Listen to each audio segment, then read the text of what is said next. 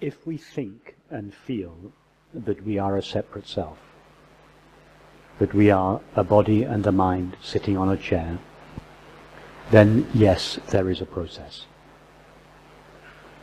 A process is inevitable. It's unavoidable. If we think and feel we are a separate self, a process is not an option.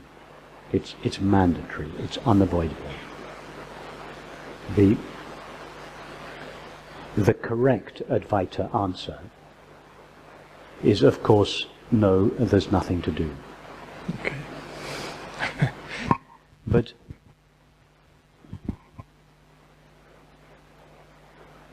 and that is true if it's clear to us what we essentially are. And if that is clear to us, the question as to whether or not there is something to do won't arise. So if the question arises for us, and there's absolutely no judgment in the fact that the question arises for us, if the question arises for us, is there something to do? Is there a process? The answer is yes, there is. And it's not a question of, is there something I can do?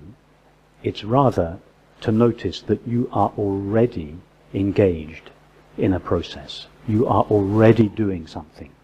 What are you doing? I say you, I mean what is you, the separate self, doing? It is seeking happiness. Seeking happiness is mandatory for the separate self. There's no such thing as a separate self that is not in search of happiness. If we feel that we are a separate self, and yet we've been to lots of Advaita meetings and read lots of Advaita books, and as that separate self we then say, there's nowhere to go, there's nothing to do, we're simply fooling ourselves. We haven't noticed that we are in fact already doing something. And what we are doing is seeking happiness. So, is there something to do? Yes. Seek happiness, but seek happiness intelligently. Seek happiness in the right place. How to find out what is the right place to seek happiness? You have to explore your experience. So, that's what we were doing this evening. So basically everyone's looking for that screen.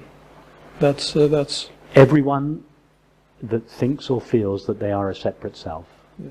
which is the vast majority of us, is seeking the screen without realizing it. But most of us are like, and when I say most of us, I don't just mean those few of us that are interested in non-duality or even spiritual matters. I mean all 7 billion of us are seeking happiness. Most of us are like the character in the movie, traveling the world, looking for happiness in a particular type of experience, a pleasant sensation in the body, or an expanded state of the mind. These are the 2 ways that we conventionally seek happiness: objects, substances, relationships, and activities. And everyone is seeking happiness in one of those. Of course, we never find happiness there, which is why most of us, as the poet said, most men lead lives of quiet desperation. Yeah. We may have learnt to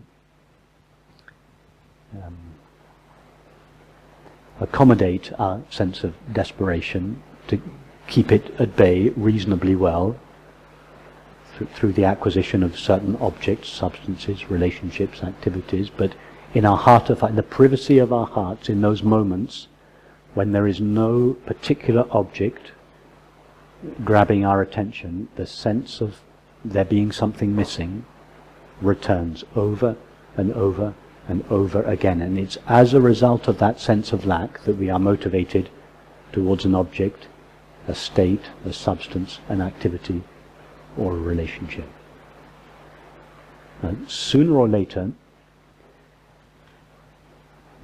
we may become so disillusioned by seeking for happiness in objects, in states, that we pause. And of course this applies to everyone here, we question, maybe what I deeply long for in life doesn't reside in an object, state, relationship, etc. So then, many of us seek less conventional means. We go enter some kind of spiritual path, and we take up some kind of meditation, and we experience all kinds of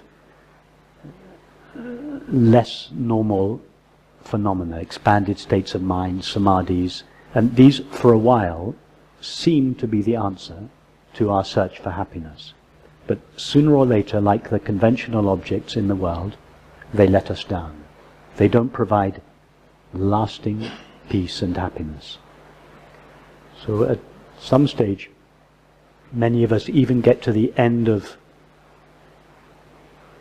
the spiritual path. We've tried all the different techniques and that are available in the spiritual or religious realm. And then there's only one place left to look. And that is to the self that is seeking. Not what it is seeking, but the actual self that is seeking. That's the one realm of experience that remains to be explored. And that's where this teaching starts. So when we turn round and we question, what is this self that all my activities in life serve? What is this unhappy self on whose behalf all my thoughts, all my feelings, all my activities, all my relationships take place? What is it? That, when we turn round and ask that question for the first time, and it doesn't have to be asked in that way, there are various different ways it can be asked, but when we ask that question, we're in the home straight. It's the final part of the path.